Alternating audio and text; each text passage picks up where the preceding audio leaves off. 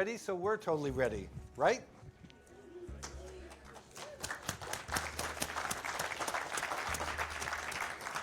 All right, welcome to the latest edition of the Taliesin Forum, tonight with our speaker, Patrick Schumacher.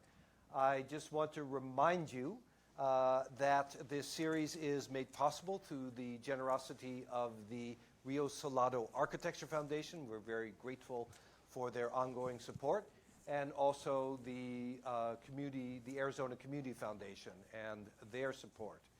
I also want to give a shout out to someone else who's helping to make these events possible, and that's Zach Rawling, who very generously with his mother has pledged the use of the David and Glass Wright House to the School of Architecture at Taliesin. And we're, of course, very, very grateful to him. And as a result of that generosity, we also will be having next week's event on the 22nd with Fernando Romero at the David and Glass Wright House. So I hope you can join us there, and thank you again, Zach.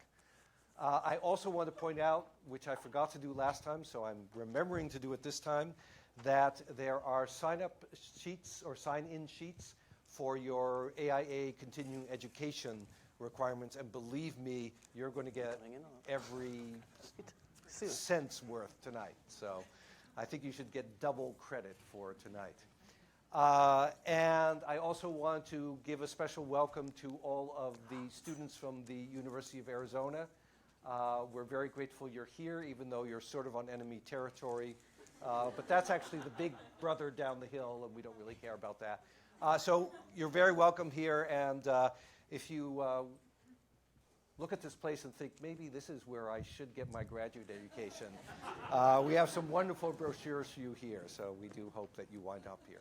So, tonight, where'd he go? Now he's hiding. Tonight we have Patrick Schumacher, and we're especially grateful he's here representing not only himself, but also the Zaha Hadid office. As you all know, Zaha Hadid was scheduled to be here 2 years ago and unfortunately passed away just a few weeks before she was supposed to come here, which was a big tragedy for all of us and very painful, so that makes it doubly fantastic that Patrick is with us tonight. So Patrick laid down a challenge to me that I had to lay down a challenge to him, but here's my problem. I think that I disagree with almost everything Patrick says, but I'm not sure.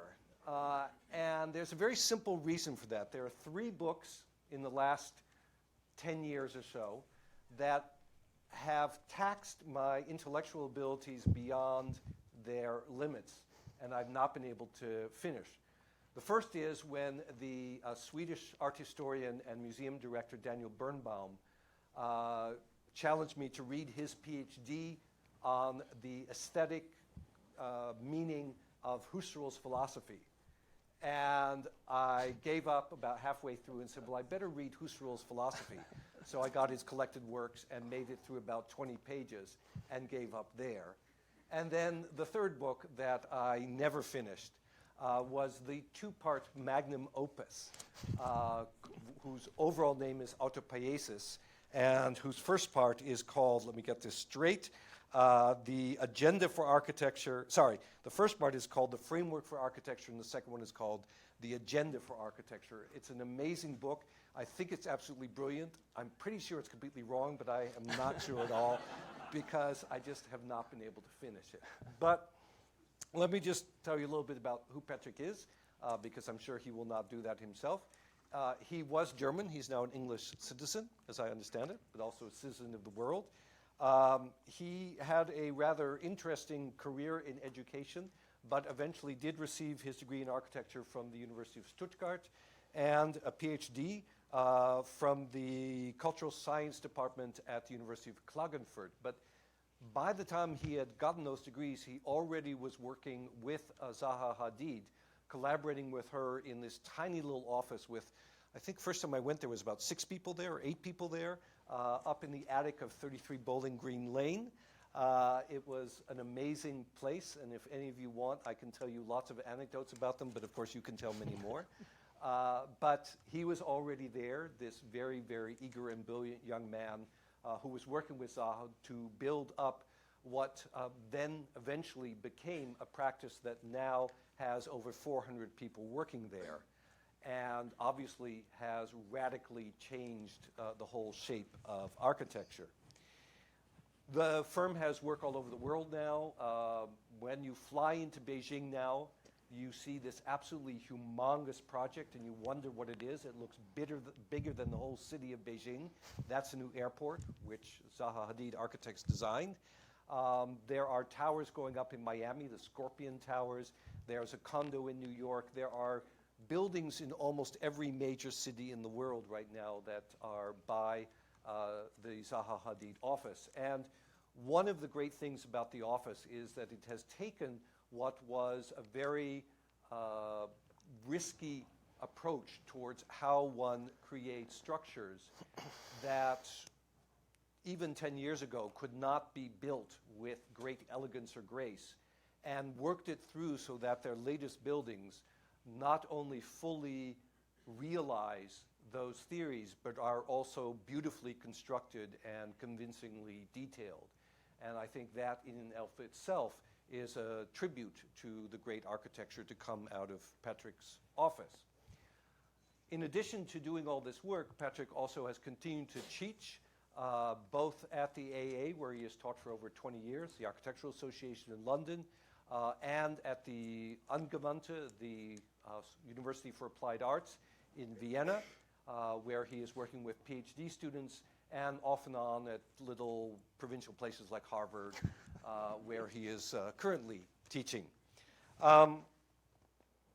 Now, obviously, what Schumacher was able to do was to be able to take the, if you will, inchoate ideas of an architecture that should be unfolding and fluid, and was able to use science and computer technology to make that promise of a world that was open, that refused to congeal into static and oppressive object, and bring it to full fruition through the course of now hundreds of buildings. But of course that was not enough. He is currently working on ideas of affordances and ideas of predictive software and how they might open up new terrains in architecture. I'm sure we'll hear about that tonight.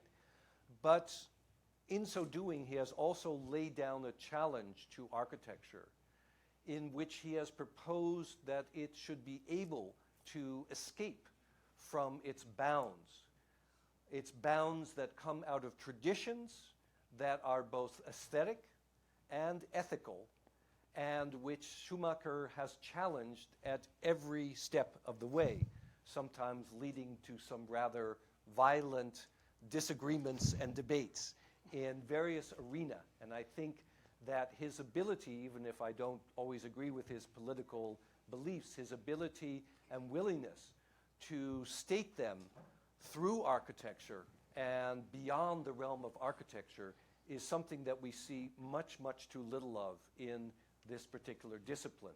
It was something that Frank Lloyd Wright obviously loved to do as well, and I think in that sense Schumacher has picked up this mantle of an experimental architecture, one I might even call it an organic architecture, and found ways to explore the very limits of its political, economic, as well as aesthetic and structural dimensions.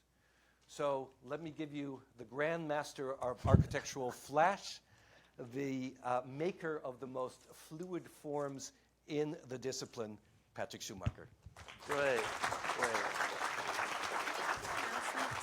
Everyone put their phone on.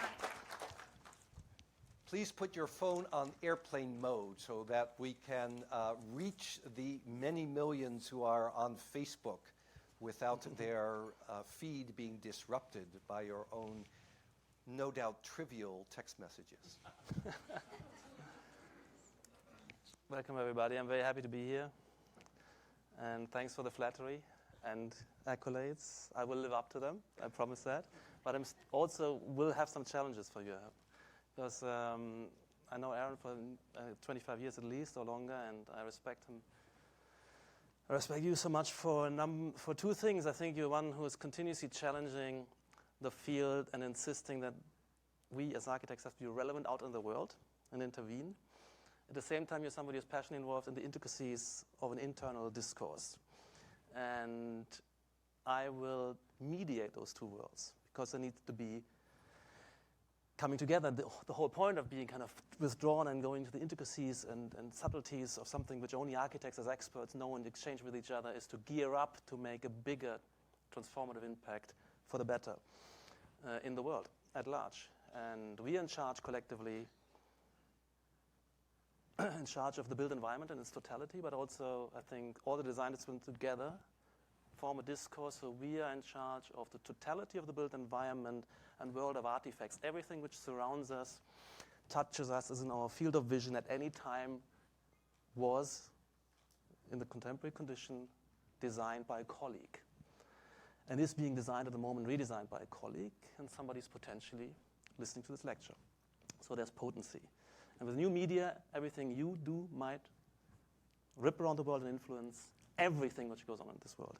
And the total transformation of the physiognomy and constitution of the built environment and the world of artifacts is my project. And it has been done before with the great heroes of modernism, and they gathered and thought through what the industrial city and the civilization of the 20th century could look like, and they gathered in places like the Bauhaus. And look now, everything around the world is Bauhaus, from urbanism through architecture, interiors, industrial design, everything, and all the iPhones and that laptop and everything is coming out of this, and the intuitions they have ripped through the world and made sense. They no longer make sense. In the meantime, we've kind of moved away from this in terms of architecture and urbanism. And so we're looking for the kind of total coherent retransformation for the 21st century. That's my project. There are many takes at this. This take is called tectonism in the context of parametric semiology. And tectonism is the latest stage of parametricism, which is more sophisticated and more high performance than the previous subsidiary styles or stages of parametricism. Of course, parametricism as a whole is much more potent and substitutes all the other prior styles which have been competing, in my view. Is an argument I have to make. So I'm putting out some challenges and have some propositions, but I think I can defend them. And sometimes you have to then work through certain treatises which have a certain length to get convinced of that. So, but I start with a non-controversial statement. A building is an instrument for structuring human activity. I think we all can agree on that. And this complex of buildings is doing that quite well. And by the way, I adore the place. I'm already kind of feel part of this. And I love a sense of community. And by the way, I like community architecture. I've never said this, but I do respect it. I come across as very arrogant. You might have noticed that in the first 3 minutes. But it's a confidence, but doesn't mean I'm disrespecting anybody. I love everybody on this planet and truly respect them, and I see everybody has to contribute. And some part of this respect is to be frank in one's criticism and challenges. That means you take somebody seriously, and you also want to push them out of their limitations. So I hope you do some of that to me. And I'm going to wait for those challenges and good questions. So this one, I think, is pretty uncontroversial. My emphasis then would be on this human activity is cooperative, productive activity, because that ability to cooperate on increasing scales delivers those monumentally beautiful prosperity potentials where we are a special species, so liberated from the strictures and brutalities of a, let's say, blind and uncaring universe. And we do that together, and we've created this planet where you can, if you decide so, take a plane to Australia, and which I've recently done, and meet friends there. And on the way, you have a nice set of meals and watch a few movies which are edifying and regearing you. And that's the kind of life we can lead on this planet, due to cooperative productive activity, and of course this is structured and ordered always in built environments. So a few more headlines that will make sense a little later, that this kind of our core competency is spatial communication. I think all spaces are communications, invitations to inform us about particular events we might want to participate in an increasingly free society. And we are meant to design information-rich environment which empower us to navigate all the riches of a diversified societal offerings which we want to navigate, find, participate in, and continue that productive cooperation. And for that, in terms of bringing it into a particular design project, we need to think of the built environment as a system of communication and design it as such. And that's one of my projects. And that's semiology. I'm offering the refoundation of architectural semiology as parametric semiology, and later you'll see as agent-based parametric semiology. And using agent-based crowd simulations as the operationalization of the semiological project. Something to note down. The best advice I can give you, read this in summary form. It's a treatise and a recent publication where I also indicate that it's not my project, it's a collective, evolving movement which includes many co-collaborators, a lot of them ex-students, by the way, but also others. And this is a discipline as it has emerged, as it is now at the frontier in the 21st century. And we need to understand what our discipline is, because there's still a lot of confusion. And we need to, first of all, separate it out and demarcate it against, for instance, the art world on the one hand, but also against the world of engineering, which is often confused with. So architecture and include all the design disciplines, all the way from graphic, fashion, interaction, media design, interior design, furniture design, product design, versus the engineering disciplines, which also participate in all these aspects. And all these aspects are basically interface of communication, whether you design the Facebook page as a graphic designer, interaction designer, or the spaces of interaction in the physical. We are operating in all these domains. And the key criteria to distinguish that division of labor is we are in charge of social functionality and the engineering disciplines technical functionality. So we have to worry about how we configure into a particular mode of interaction, cooperative engagement in a situation, and the engineers worry about that this roof doesn't collapse and these chairs don't break down and there's a certain temperature and environment which treats us, recognized as physical bodies, which need to be kind of kept in space, but social functionality we're recognizing human participants as socialized actors who understand the meaning of engagements and spaces and the communicative agents. The article which is specific to this lecture is in that magazine, AD Parametric 2.0, Advancing Social Functionality via Agent-Based Parametric Semiology. It's sort of my thesis. There's two more articles. There's an urban thesis as well as an overall architectural history thesis. So the built environments is what we're dealing with. But of course, many actors, the engineers are also active in the built environment. So we need to understand what, with respect to architecture's perspective, the built environment's contribution to society is. And I offer the phrase ordering of social processes. And as we've seen, these social processes are cooperative processes which produce that freedom and emancipation, which makes us so, give us such a lovely and life-enhancing existence on this planet. And we do that via the built environment's communicative capacity. So I'm already rehearsing some of this. And I'm just throwing this up, the social performance, because when I matured as an architect in the early 90s, at the beginning of what I later called parametricism, we had the phrase performance versus representation. And representation was something which was postmodernism, deconstructivism, was the idea of the semiological project. And we said, no, this doesn't come together. This is just, we need to actually think about effective performance and not kind of signaling and having meaning discourses. But I say this was a fallacy. It was actually signaling that the semiological project and working with meaning in architecture had flopped, And that's why I'm talking the refoundation. And now I'm saying performance via representation.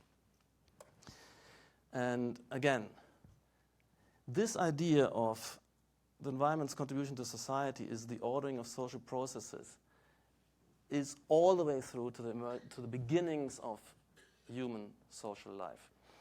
And that is my phrase which substitute for that usual notion that architecture in its most basic operation is shelter. And I'm saying, well, yes, but it's relatively trivial, and the shelter aspect is now engineering business. What is much more potent is that it's ordering social processes on an ever large increasing scale. So if you look at a settlement structure like this, you can see what I call this is a material evolutionary substrate for societal evolution, because without preconception, without knowledge, these structures accrue and grow and build up complexity and keep sorting people and self-sorting into these.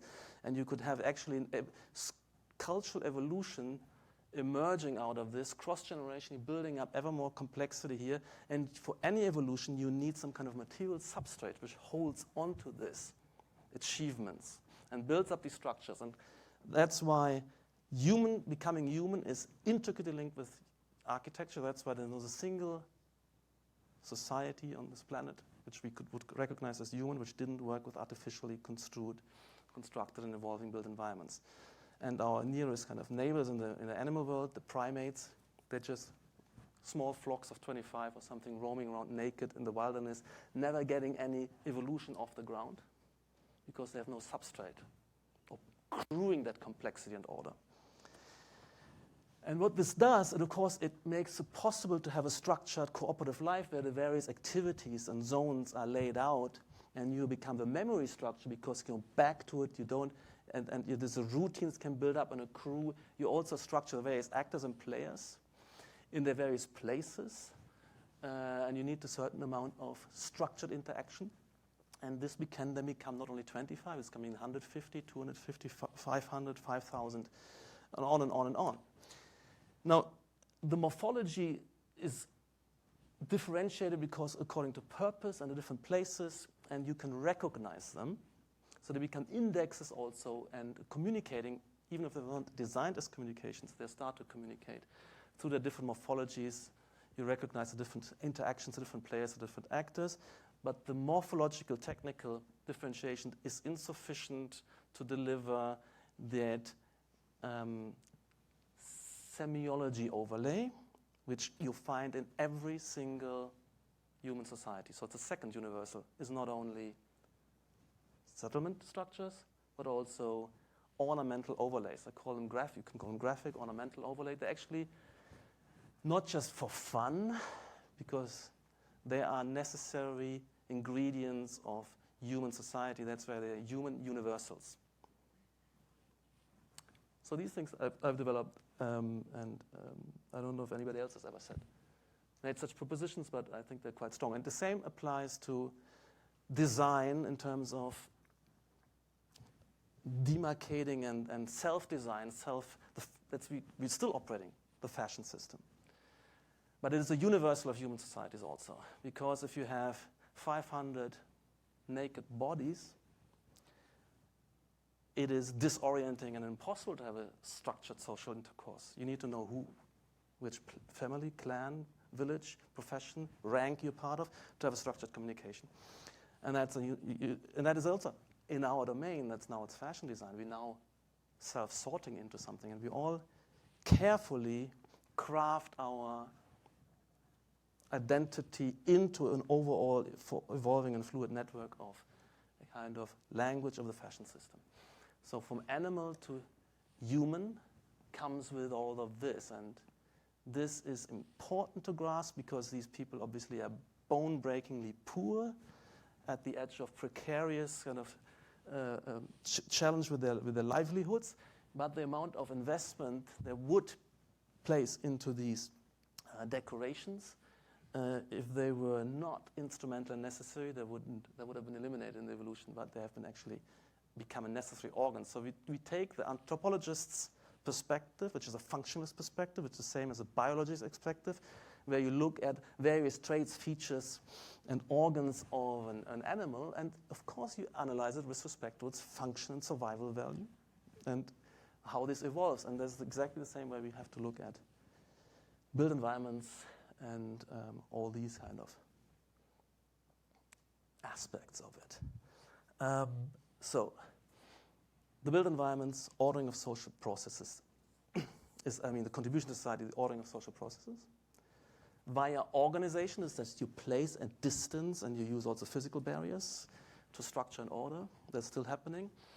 But then also articulation. Via articulation, these kind of graphic overlays, these distinctions. The semiology is an absolute human universal and necessity for a functioning human society, and that it has been going on for centuries and has but never been evolved kind of without theoretical reflection and strategic intervention. But for me, it should become and has become an explicit project.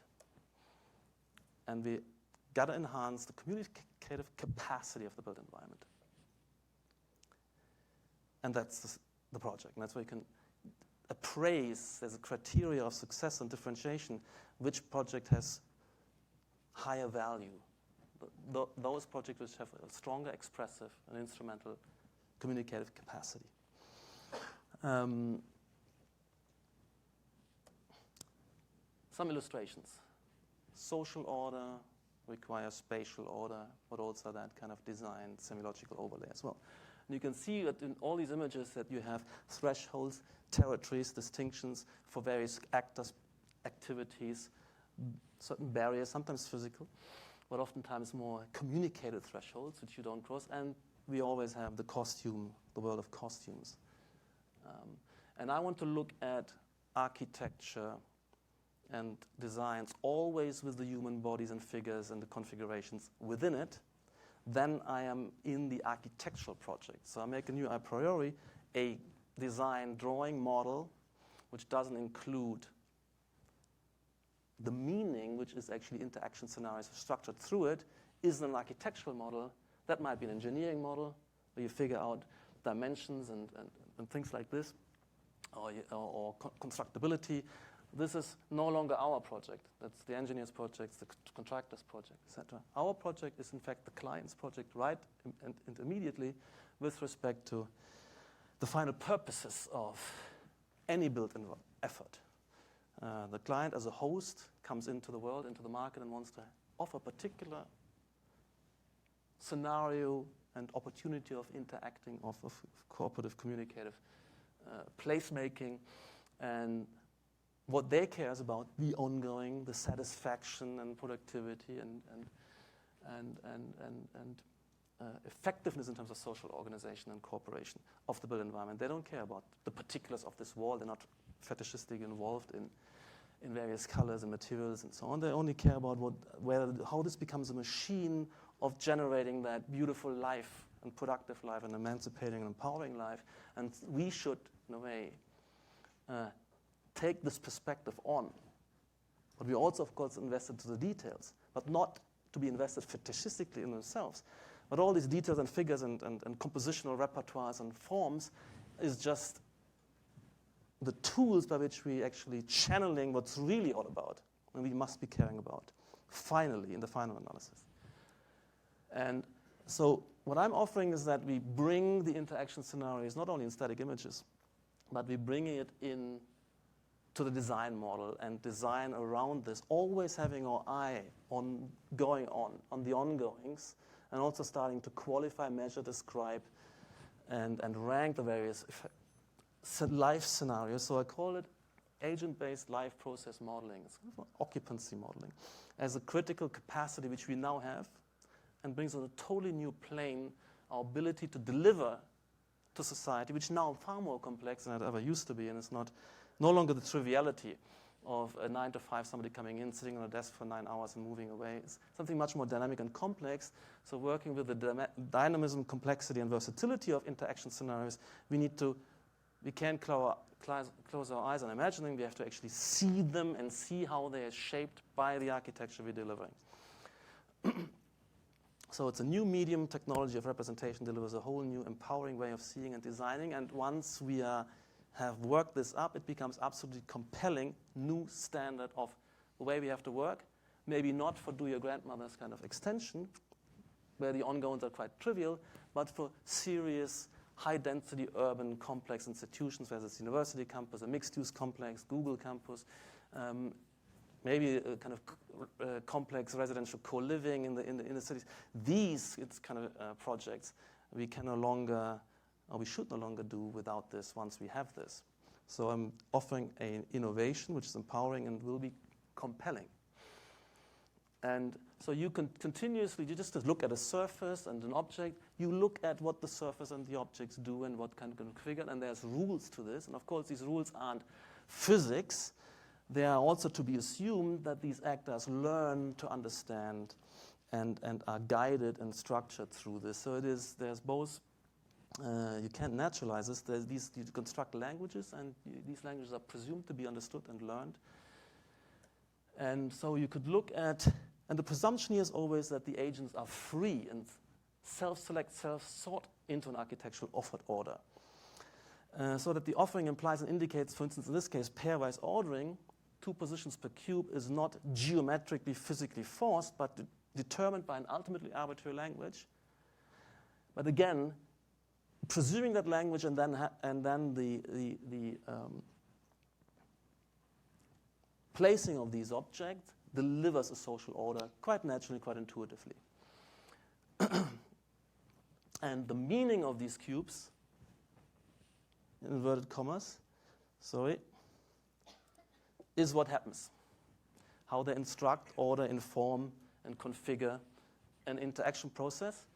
So I'm saying we've been talking about meaning in architecture for a long time, and we didn't find the right way to operationalize. Here I'm bringing the meaning right into the model in its effectiveness, and therefore I can work on that meaning and qualify it and see how it unfolds. And by the way, not by imposing it, but by having autonomous agents scripted with rules, the rules of the grammar of this built environment. And then, so I'm not forcing them with degrees of freedom, and they self-configure in it, empowered by this. And there's some analogs for this. So, and I believe that the semiology more and more in the future, and that's really semiology rather than, let's say, physical ordering with fences, barriers, locks, trenches, which is kind of the older way. That's not. It still has semiology because you still have to see these and find the entrance, but it's more of a physically channeling. And I'm more interested in this where it's presuming freedom and the ability to roam and move everywhere, but then self-select, self-sort, and self-censor in a sense, the interaction. So communicated thresholds rather than physical barriers is where I also see societal progress. So society or an institution, a place like university campus or a Google campus, which has total openness, but then relies on self-directed players. And this is the metaphor of this project, that you can see that the actor is changing behavior as it crosses the threshold. And this instruction would harmonize everybody coming into this field and doing this. And by the way, these fields can also shift. There could be kinetic reconfiguration and remessaging. And so the Semiology project, we're looking at analogs where some of this is happening already, from the whole kind of humming and buzzing of multiple vehicles, pedestrians, bicycles, in this complexity of traffic, is of course structured by a semiological system and the various lines, traffic sign, and so on, and that makes it possible. And of course, it's also self-censored. Nothing physically prevents you from going around. But of course, we've learned that this makes a lot of sense to do that. Of course, this is a relative trivial happening compared to what I'm talking about. This is only parallel lives, and we're talking about integrative, interactive lives structured through something quite similar. And that's the project we're kind of working on, where you kind of lay out various territories and sub-territories. And this is the more necessary and important, the more complex the life process, the more dynamic, more versatile multiple audience maybe seeing different things in these patterns, etc. So this becomes a project. And this is the way we start looking at going away from an undifferentiated kind of gray tarmac field where you give something more, an order can hook up onto. And you have a kind of, and as they cross thresholds, they reorient their speed up or engage here and not engage there. And by the way, that's always happens. So if you're in a public street, you sit on a bench, you happily ignore somebody sitting next to you, never need to recognize and acknowledge. There's each designated zone. You always know where you are and what protocols of interaction are relevant. And we've learned that. So we are sophisticated agents which actually understand already an existing kind of semiology. And when you come into a more private zone, from the step from the sidewalk into a kind of private courtyard, and you encounter somebody, you already feel more compelled to maybe say hello, to acknowledge each other. You have to communicate, etc. So we know that these interactions are context and designation sensitive and location and place sensitive. And that's what distinguishes these crowds among a few other innovations from the traffic circulation crowds we have already, which are just physical pumping bodies. And we look for bottlenecks and certain self-organizing pattern. Here we have semiologically empowered crowds. But they also differentiated. There are multiple audiences with different character traits, whether they know each other or not, which departments they belong to, what they're going for. It's differentiating crowds, and the world is a kind of semiologically differentiated text these agents read. There's an element to this, which is the phenomenological element. We discussed it earlier in the seminar, where this language on text, this visual language, needs not only to be kind of logically built up with its systems of distinctions and a grammar of making, using combinatory sign radicals to make a more complex overall messages, but they also need to be kind of perceptually tractable, palpable, conspicuous, and legible on a perceptual level. And that's what we're doing here, for instance, in this. And that's all to unify a number of interacting aspects. And we're still in a relatively trivial scenario here. There's a park and ride scheme with two car parks on two opposite sides of the street, and then a tram station and a bus terminal. Now, if you imagine two car parks, a tram station, a bus station in a kind of suburban condition, it might kind of look like this, right? It will kind of disappear in that identityless, gestaltless, disfigured landscape, and would be not findable, not recognizable, not orienting. So in here we'll be doing what the artistic project, inverted commas, the compositional stance delivers, is in fact a kind of drawing together and making clear the relationships and belongings and guiding people through and empowering them through this. And it also becomes immediate placemaking. So what we're doing here, we're putting these curves running through the two car parks because this concrete thing pulls across that road, overplays it and negates it and connects it up into the station. And you can see those cuts delivering that. And then everything in this building has pragmatic functions, the tarmac, the concrete, and so on, but it has a double function, which is the engineering function, which we need to, of course, work with and have there.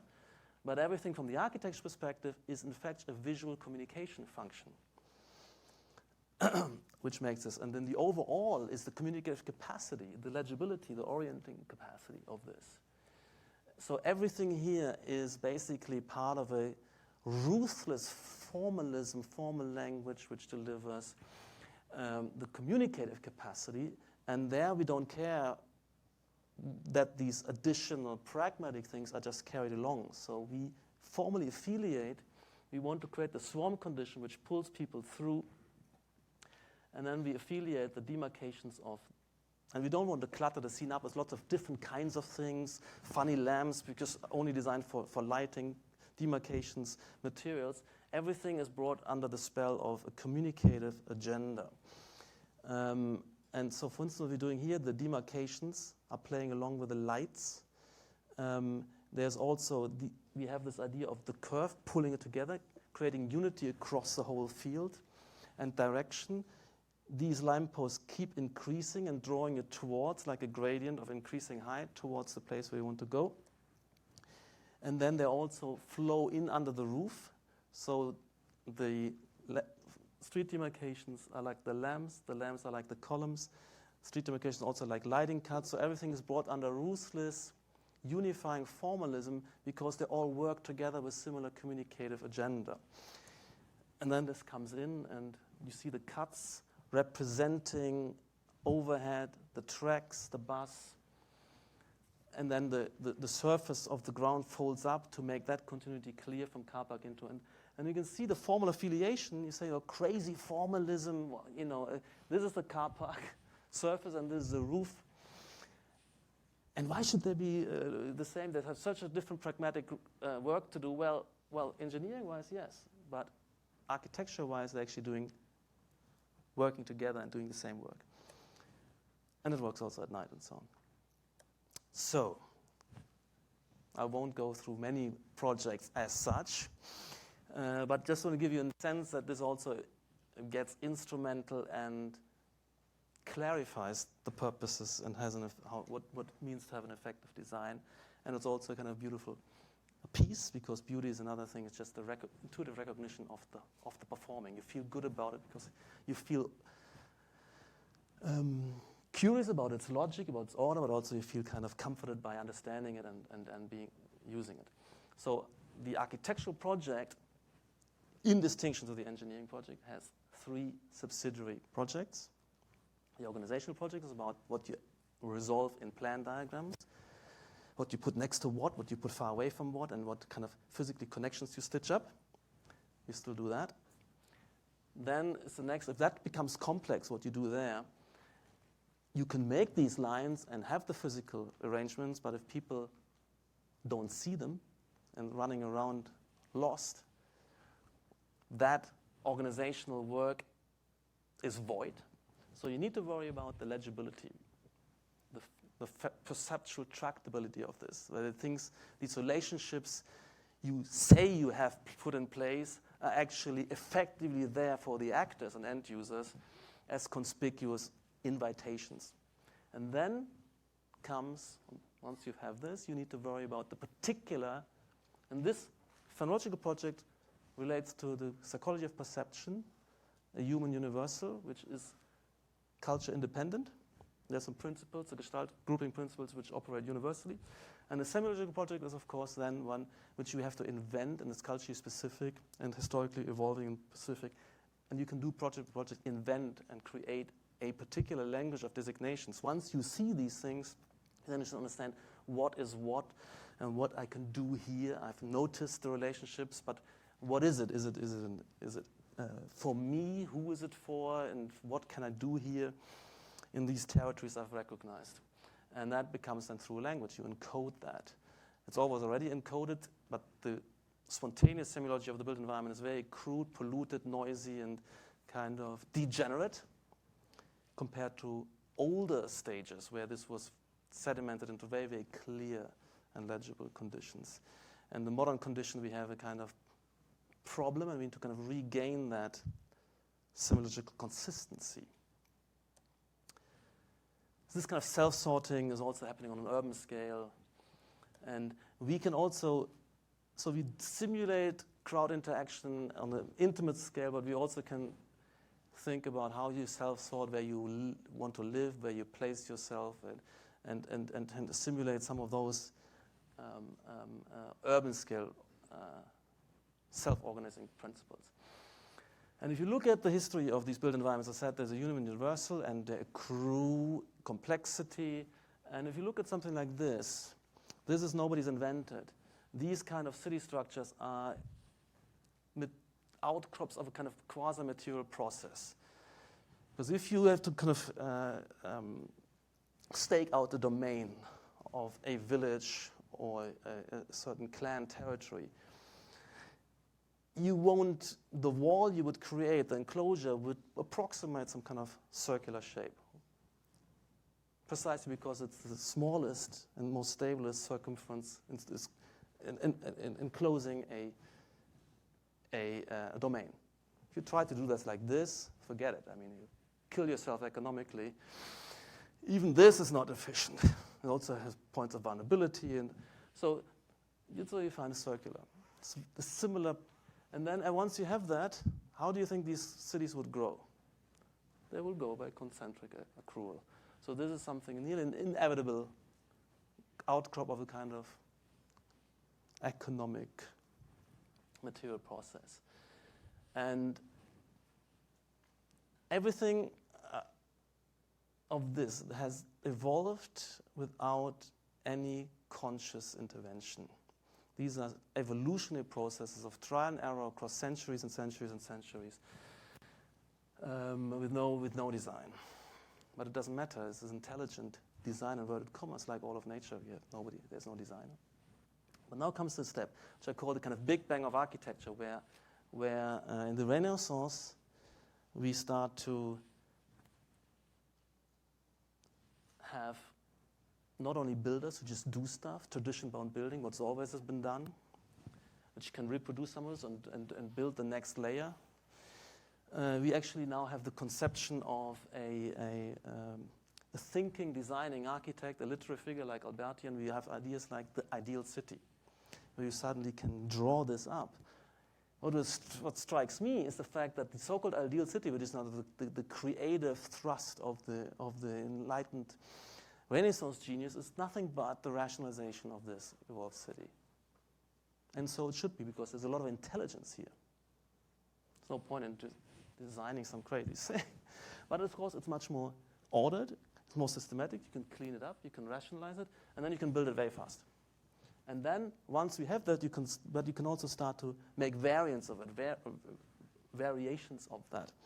And you have a huge acceleration of the built environment. Not only for, the same applies for the particular buildings, which evolved through trial and error as typologies, which are then picked up and rationalized symmetry and proportions and becomes an architectural project where you, for the first time in the Renaissance, you actually designing a full-on complete architecture before you start building. Not only through a set of consistent set of drawings, but even you simulate it through perspective, what you're going to have in the visual field inside. It's the Renaissance for the first time. And these are also where we know architects, Alberti, Palladio, Serlio. These are our colleagues. And they've been writing about this. Why? Architectural theory, the medium of design, and the architect as known figure and author is the foundation of our discipline. Everything else I don't call architecture because tradition-bound building. And we don't know any of them. And they actually didn't do much design, except they just did what always has been done. They're builders' troops. Architecture starts with the Renaissance. There's a transitional period, which is the Gothic. I think it's significant to recognize that this comes to architectural theory because you do something different. You're not just doing what's taken for granted has always been done. You do innovate consciously, and therefore you need to argue, make an argument. You need to explain what you're doing. You need to say what the advantages are. That's what architectural theory is, not just guiding and thinking through, allowing for innovation to take place, to make that improbable challenge to your audiences that you're doing something new. You have to explain yourself. And you have to simulate it. You have to show through perspective and drawings and then argue for it. That's the birth of architecture. A few centuries on, I have another lecture where I explain about the Renaissance, early Renaissance, Mannerism, Baroque, what at each time is the expansion, the advantages, the innovations to do with the various stages of history. And we're jumping to modernism. And of course, by that time, it's very, very conscious design. And I just want to show this, that Le Corbusier, something which inspires me about it, not that we like these cities anymore, far from it. Horribly monotonous and sterile and all this segregation. But this was a success formula, which delivered a lot in the 20th century. And what inspires me about is this, that he could draw this in 1924. Nothing of this kind has ever existed. I mean, these are kind of, in this sense, and also pristine and beautiful in his mind. We now say sterile and monotonous and horrifying. He's a pristine, beautiful, the power of man charging and through drawing out the kind of redrawing the built environment. And before it was just this crooked donkey's path, unconscious. So you can have different stories about it depending where you are at the beginning of this, where this becomes shining new Shangri-La. And after it's run its course, where it was fantastic, we want something else. It becomes, in retrospect, kind of the old claptrap. But what I love about this was the avant-garde at that time, and then what has happened. Everywhere around the world, the whole planet, billions of square meter, the vision had cachet and success, even though we no longer think that's the latest. And it wasn't a mistake because that era delivered an enormous prosperity boom. Also in China now, in Germany in the 60s. 60 million, everybody went more kind of wealthy in many ways through mechanical mass production society than the Sun King of France. Flowing water, electricity, medical insurance, packaged holidays, all these things which we don't like, and cornflakes, washing machine, TV stations, telephone, to everybody. And the city looked like this. And it worked, 9 to 5, everybody in this huge central planning machine slotted in. You had all these wonders, but you also had to kind of 9 to 5 routines. For us now, that's not so attractive. But at the time, of course, it was incredible. And Rem would have called this a mountain range of evidence that they got something right. And this relationship of avant-garde to mainstream is what I'm into. So what I'm talking about, avant-garde now, what I'm offering here, I want this to rip through the whole planet and remake the built environment once more like these characters done. Now this came to kind of a crisis and we started to see the problems and issues with this already in 72, for instance. It's not only blame to this architecture, but later on more and more people kind of voted against this with their feet. This was the era, it was not only, it was a certain industrial socioeconomic paradigm which we call Fordism, mechanical mass reproduction. A form of industrialization which is not only producing steel and coal and electricity, but all the consumption products, the whole consumption bundle, which became therefore a universal consumption standard, was industrially produced. Industrial food, cornflakes, washing machine, all the bits and pieces. And I grew up like this in the 60s. Everything was industrial product and indistinguishable from everybody else. And this was a city which delivered this. And then we have something different happening. We have more diversification of lifestyles. We have more desire for variety. We have also a more complex differentiation of the division of labor, and there's a technological reason for this, and I come to this. But in the mid-60s, there was a critique that these kind of simple, segregated world was not sophisticated and part of that then emerging new society, which was more complex, diverse, integrated, started to be more dynamized. And we should have something like this, a more open society where you have complex interactions and not this kind of rigid zoning and homogeneity. And so we're moving from this condition to something like this, where it's kind of layered, interpenetrating, mixed, contingently evolving, not plotted all across decades, but absorbing kind of transformations. And this was my studio with Zaha in 93 already, over 25 years ago now, at Columbia University. This kind of layeredness, post-deconstructivism, proto-parametricism, that intensity, or later versions of this. So this means we're going from Fordism to post-Fordism. So by the way, it was interesting here, everybody 9 to 5 slotting into the assembly line or the bureaucratic assembly line. They're all at work here. Nobody is at work here. But these can do something different every day. So where are these guys, which were kind of locked into the process? They all assemble in the creative industry cities, on the hubs, and do information work. They don't do physical work. They're kind of research, development, marketing, finance, continuous innovation to reprogram these guys continuously with new things, new ideas. And that's a very, very different society, much more exciting because we have literally 500 channels instead of one TV channel like in the 1960s.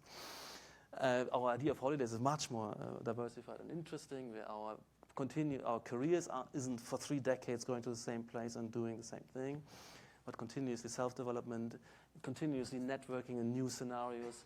I call it a post-Fordist network society. It's much more exciting, much more beautiful, much more potent and empowering. The prosperity potentials. And it needs a totally different city.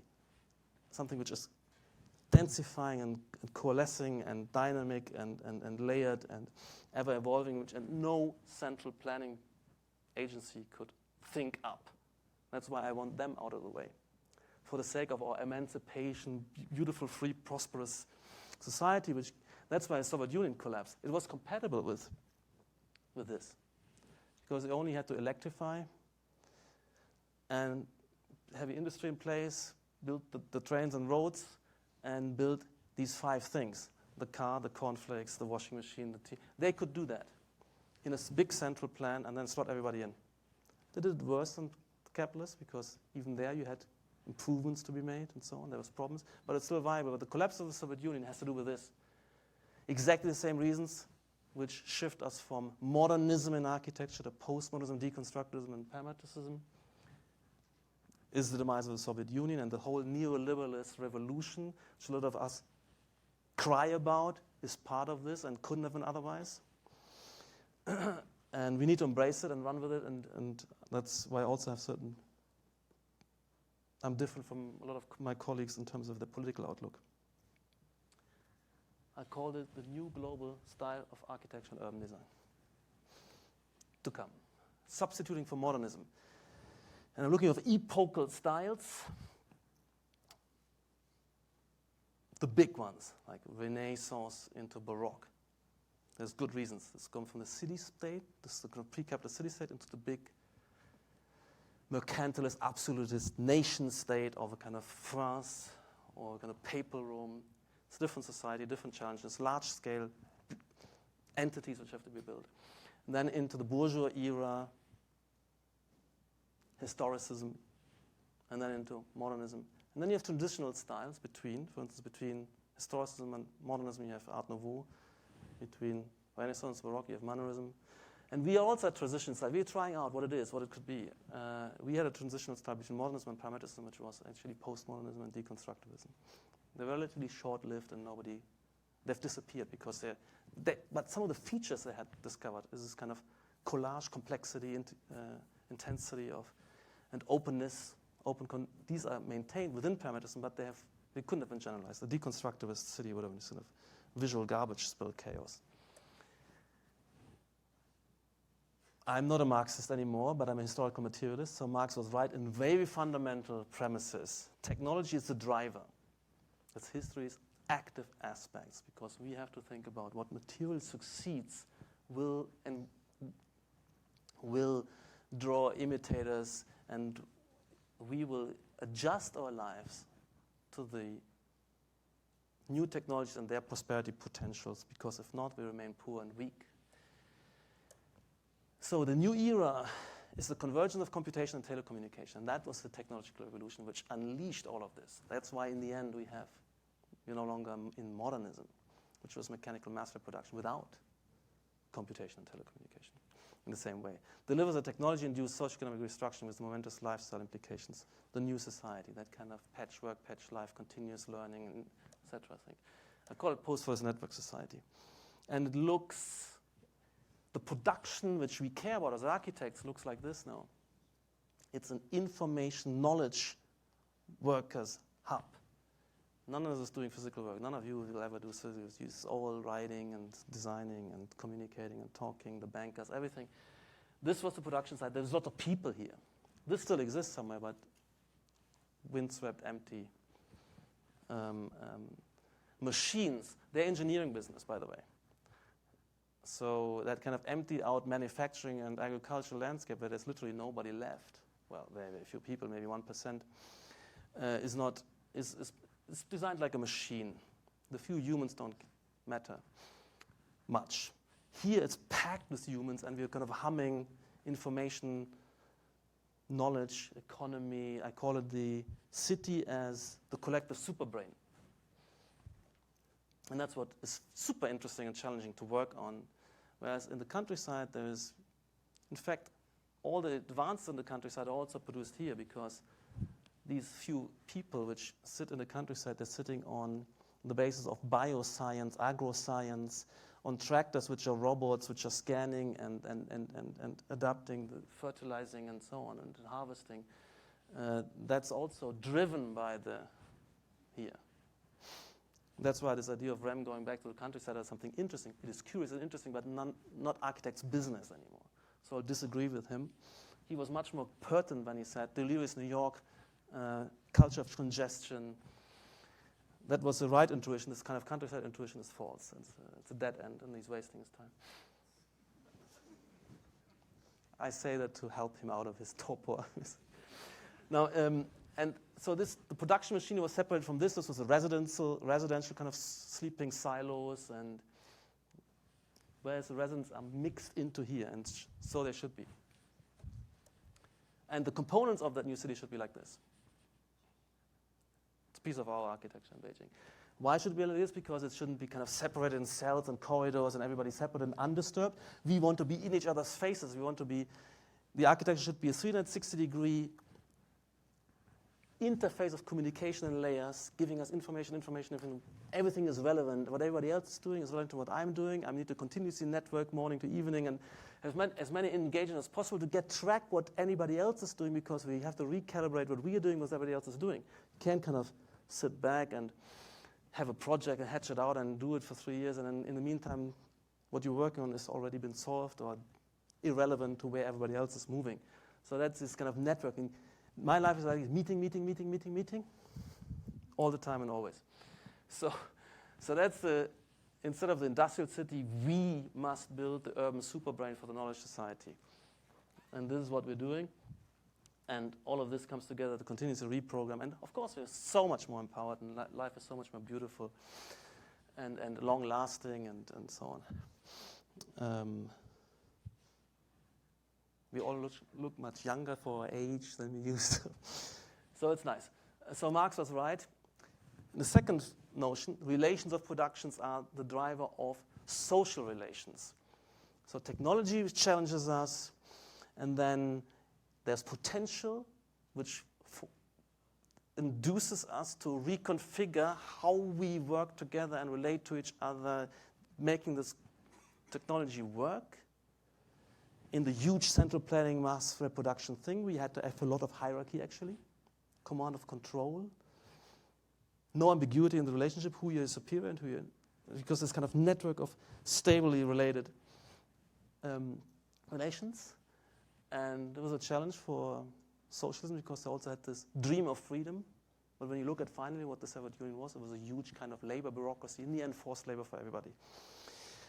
But it was not so dissimilar from a kind of big Fordist corporate structure, where it's also hierarchical and so also on that side it wasn't so pretty and so lovely. I mean, but we still had to do it because we wanted the flowing water, the TV, the cornflakes and so on. We needed to do that. But now I think what is beautiful is that the social relations becoming more empowering with the new techniques, participatory, self-directedness, freedom. Freedom is a big headline. And we're going from this kind of set of relations to this kind of dynamic ecosystem, which is far more potent in terms of innovation cycles, science integrating, a lot more freedom, far more productive. You have much more lax time where you can think back, what should I really be doing? Instead of beaving away thoughtlessly, you always step back, you take, and in our work, we have 400 people. We're not instructing anybody. They're all kind of self-motivated, self-directed, at least in certain layers. In the end, also some stuff have to get done, but you have to, people who want to do it, they want to learn this. So very much more beautiful society and a very, very different building. Literally, you know that modernist buildings look like this. It's quite literal and should be so. That's literally parametricism, buildings, cities looking like this. It starts.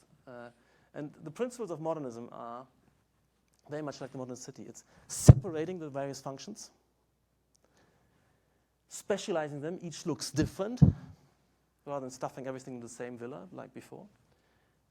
Making the connections very tenuous, so it's separation, specialization, and then each part internally repetitive, like the cities, the business district, one kind of tower. So this goes for urbanism, this goes for buildings.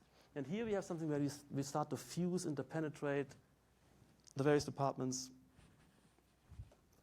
and we start to overlap and interpenetrate. And I just put this one in because we had a seminar this afternoon, which was about what Colin Rowe calls phenomenal transparency, which this is more kind of depiction of a literal transparency, but it isn't quite literal. That you have things overlapping and interbleeding with each other. And you can see here what's going on. These are things next to each other. These things are over and into each other. And elements play multiple parts. This wide surface is, of course, part of this shape, but it is also part of this shape because it's part of a line. And I just wanted to show this idea of ambiguity and multiple reference system and multiple belonging in a complex society where you also maybe, as human beings or a certain space, has multiple lives. You might be part of team A and team B and of a discipline. You have multiple belongings and circles which coincide in you or within the space. And that's what is experimented here, that what is actually a unit of interaction or an entity which you can point to and which gathers a series of parts is ambiguous because that guitar falls apart if this is the top plate of a series of plates. And this is not the guitar body but another armchair placed against the table. This seems first to be these kind of tuning devices of the guitar, but it's actually a top of a bottle, a pipe, a glass. If this is a bottle, then this half of the book together with this glass makes a second bottle. And these kind of keep changing, that actually there's a lot of fertile reconfiguration just through the way you look at things, because there's this kind of active perceptual constitution of objecthood and entities and unities, which are always an act of perception. And this becomes fertile in a world which has degrees of complexity, where it's non-trivial, that this is two buildings on a square locked in, and inside there are two rooms, which is trivial, but in a space of complexity, we can actually problematize how things are perceived and understood, but also we can make this a flexibilization machine. And this has been in the discipline for quite a while. And I show you, for instance, Michael Graves working on this. You can see here that the way these things intersect two pieces. So this belongs both to this shed and to the house. Similar game, can you see that this piece here is to do with this, like the chimney? And there's this kind of multiple relationships. And I think it's very fertile. I saw this once, it clicked, and I've never let go of that project. But in the meantime, in the history of architecture has disappeared. And Eisenman is doing similar things on a more hyper and complex level. You see what's going on here, the multiple association of these things. And I think it's very potent and powerful, and Christopher Alexander was aware of this. He made similar diagrams, but Christopher Alexander had that additional understanding of its sociological meaning, whereas Eisenman, Graves, Colin Rowe lacked that. They just thought it fascinating as a formal play. And this comes through in our projects. I also had it in the park and ride scheme to some extent, if you like. And we're moving from this condition into this condition. And we're having complex, layered field conditions, which is another invention and radical innovation post-deconstructivism. And then we're going also into kinetic reconfiguration with people who are always understanding these as communication and reconfiguring. And there's various concepts. And you see these kind of multiple complex overlapping conditions, they have multiple figures inscribed, like in this painting. And the trigger from one to the other isn't necessarily you look at it again and you see something different. It is maybe a certain small kinetic transformations flip that image. The Gestalt switch happens through kinetic transformations or through perspectival approaches, etc. And these kind of swarm formations creating a very fluid. So you can make figures not physically contiguous, just through indicating what is similar, certain orientations, certain clusters, swarms, and lots of entities here you can read, see, and don't see, and which can be emphasized more or less. And you can see the reconfiguration. It's not about that these three things have moved, but that their movement reconfigures a much larger ensemble and creates a new place through that. So it's not three things have moved, what happened, three things have moved, what happened, total retransformation of the space, and that relies on that perceptual Gestalt reconfiguration.